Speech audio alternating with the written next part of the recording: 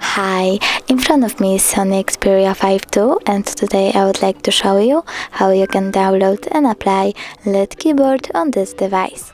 Firstly, open Play Store, then type LED keyboard and download this app from this developer.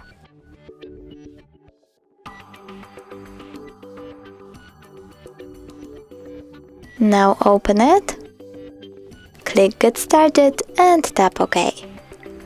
Now click on the switcher next to LED keyboard, click OK again and tap on Input Options.